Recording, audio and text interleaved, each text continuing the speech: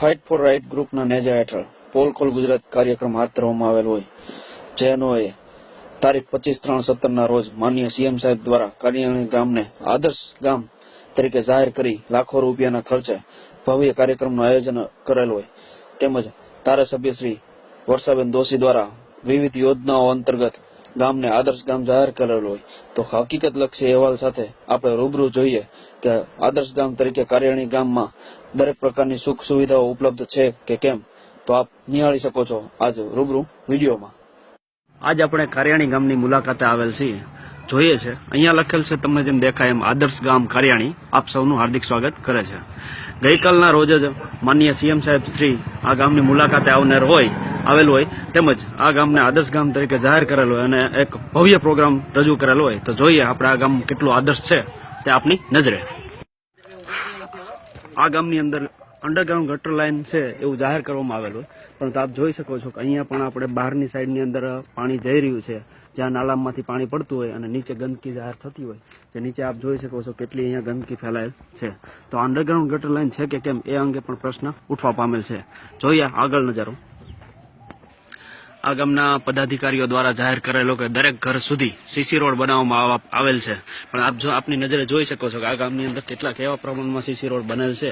આપ જોઈ શકો છો કે અહીંયા કોઈ પણ પ્રકારનો સીસી રોડ ઉપલબ્ધ નથી, ફક્ત માટીના રોડ ઉપર જ લોકો કામચલાઉ કરતા હોય. તેમજ આ ગામ અંતર્ગત સ્વચ્છ ભારત મિશન મુજબ ક્યાંય પણ જગ્યાએ કચરો એવું કંઈ હોય નહીં, પણ આપ તમારી નજરે જોઈ શકો છો અહીંયા કેટલો કચરો અને ગંદકી આપ જોવા મળે છે, અને ઠેર ઠેર રોડ ઉપર આપણે ઉકળાઓ પણ આપની નજરે મળેલ છે.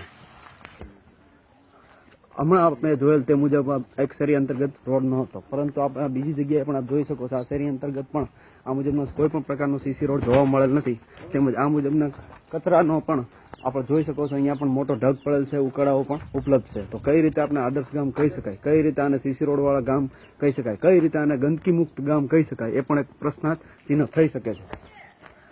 આપ જોઈ શકો છો તેમ અહીંયા ગટર લાઇનની વ્યવસ્થા કરેલ હોય, તેમાં આપણે હમણાં જ જોઈએ એ મુજબ કે અંડરગ્રાઉન્ડ ગટર લાઇન બનાવવામાં આવેલ છે, પરંતુ અહીંયા કોઈ પણ પ્રકારની ગટર લાઇનની વ્યવસ્થા ન હોય એવું જણાઈ આવે છે. દરેક ઘરેથી જે બાંધનું વેસ્ટનું પાણી હોય તે આપણા બહારની રસ્તામાં આવે છે અને ગંદકી ફેલાઈ રહી છે. સ્વચ્છતા મુજબ આપ જોઈ રહ્યા છો તેમ ગામના એક શેરીઓમાં તેમજ નજીકના એરિયામાં પણ આ પ્રકારની ગંદકી આપ જોવા મળે છે, જ્યાં જ્યાં ઠેર ઠેર નકરા ઉકળાઓ પણ આપણે ધ્યાને આવેલ છે. તો આ પ્રકારની કોઈ પણ જગ્યાએ સ્વચ્છતા કરેલ ન હોય એ આપની નજરે જોઈ શકો છો.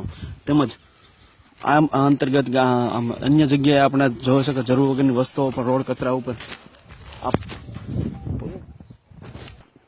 જ્યાં ત્યાં ઉકળાઓ, ગંદકીના ઢગલા તેમજ જરૂર વગરના બાવળીઓ ઘરની આજુબાજુની શેરીઓમાં ઉગેલા હોય, જેને પણ હટાવવામાં આવેલ નથી, તો જોઈ શકીએ છીએ. તેમજ અહીંયા ગટર વ્યવસ્થા પણ બનાવવામાં આવેલ હોય, પણ ગટર વ્યવસ્થા કેટલી હદે સારી બનાવેલ છે એ આપની નજરે જોઈ શકો છો. અહીંયા જે ગટર લાઇનનું જે ઢાંકણું છે તે પણ તૂટી ગયેલ છે. તો અમે એક જ દિવસ ગઈકાલે જ જાહેર કરેલ છે 25/3/2017 રોજ જાહેર કરેલ કે આદર્શ ગામ કારિયાણી, પણ આ શું હકીકત છે, શું આ સાચું છે, અહીંયા બનાવેલ છે દરેક વસ્તુ શું સારી છે? અહીંયા રોડ વચ્ચે આપ જોઈ શકો છો જેમ ગટર લાઇનનું ઢાંકણું તૂટી ગયેલ છે, આજુબાજુના ઘરના વાસીઓને આવવા જવામાં મુશ્કેલી પડે છે, કોઈ પણ જાન જોખમી થઈ શકે છે. તો આ કેટલી હદે વાજબી કહી શકાય? સ્વચ્છ ભારત મિશન અંતર્ગત દરેક જગ્યાએ ઓડીએફ જાહેર કરેલ હોય, ઓપન ડેફિકેશન મુક્ત, ઓડીએફ એટલે કોઈ પણ જગ્યાએ જાહેરમાં શૌચક્રિયા કરવી નહીં, પરંતુ આપની નજરે જોઈ શકો છો કે કારિયાણી ગામ અંતર્ગત કેટલું ઓડીએફ મુજબ કામગીરી થયેલ છે. તો કોઈ પણ શૌચ મુક્ત ક્રિયા મુજબનું આ ગામમાં કામગીરી થઈ શકે કેમ? જે આપ જોઈ શકો છો કે અહીંયા આ મુજબનું કોઈ પણ કામગીરી કરવામાં આવેલ નથી, છતાં પણ માનનીય પદાધિકારીઓ દ્વારા શૌચ મુક્ત ભારત મુજબની સ્કીમ મુજબ કારિયાણી ગામને ઓડીએફ જાહેર કરેલ છે, જે તદંતર આપની નજર સમક્ષ આપ જોઈ શકો છો કેટલું ખરું. દ્વારા આદર્શ ગામ કારિયાણીને ગઈકાલ તારીખ 25ના રોજ જાહેર કરેલ હોય, પરંતુ આ મુજબ આપણે જોઈ શકો છો આ ગામ અંતર્ગત અંડરગ્રાઉન્ડ ગટરનો પ્રોજેક્ટ કરેલ હોય, જેવું તમે જાહેર કરેલું કે આ ગામમાં સંપૂર્ણ અંડરગ્રાઉન્ડ ગટર કરવામાં આવે છે, પરંતુ આપની નજર સમક્ષ આપ જે નજારો જોઈ રહ્યા છો તે એકદમ ખુલ્લી ગટર અને જાહેરમાં રોડ ઉપર પાણી ભરાય એ મુજબની ગટરોની વ્યવસ્થા હાલ બીજા જ દિવસે અમે આપને બતાવી રહ્યા છીએ. તો ગઈકાલના રોજ આ માનનીય ધારાસભ્ય દ્વારા કઈ રીતે આદર્શ ગામ જાહેર કરેલ છે એ પણ એક પ્રશ્નાર્થ ચિહ્ન છે. ગામમાં કેટલા શૌચાલય બાકી છે? તમારા ઘરે છે શૌચાલય? નહીં? તમને ઓલી સરકારમાંથી સહાય મળે છે 12,000 રૂપિયા, એવું કઈ સહાય માટે તમને કઈ જાણ છે? શૌચાલય ઘરે બનાવવા માટે પૈસા આપે છે, તમે બનાવ્યું? કા ઠીક કેટલા કામ ઘરમાં બાકી છે કઈ ખબર છે? તો તમે શૌચાલય બનાવો તલાટીને આપો, તમને શૌચાલયના પૈસા આપે છે 12,000 રૂપિયા અત્યારે. દ્વારા સંડાસ બનાવવા માટેની સહાય મળે છે એ તમને ખ્યાલ છે? 12,000 રૂપિયા લેખે જે સંડાસ બનાવવા માટે સહાય આપવામાં આવે છે સરકાર દ્વારા, આ બાબતે કોઈ તમને જાણકારી આપી છે? જાણકારી આપી છે પણ ફોર્મ ભર્યું હતું કે હવે તમને કરી દઈશું સરકાર. હવે તમને કરી દેશું. એટલે હજી સુધી કોઈ પણ સામાન કે કોઈ પણ વસ્તુ તમને દઈ ગયા, કઈ દઈ ગયા ખાડો ખોડવા માટે કોઈ પણ પ્રોસેસ ખાલી ફોર્મ ભરાણું છે, બીજું કશું થયું નથી. બરોબર છે. એટલે તમે લોકોએ રજૂઆત કરી છે પણ આ લોકોએ અહીંયાથી કોઈ પણ આ મુજબની પ્રોસેસ કરેલ નથી. બરોબર છે.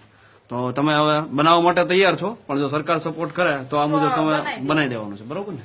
ઓકે.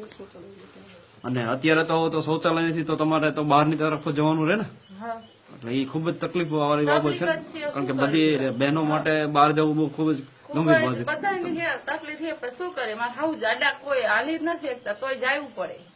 બરોબર. દાદા, અહીંયા વ્યવહાર તમારો બધો રોકડેથી જ થાય છે કે કાર્ડથી થાય છે?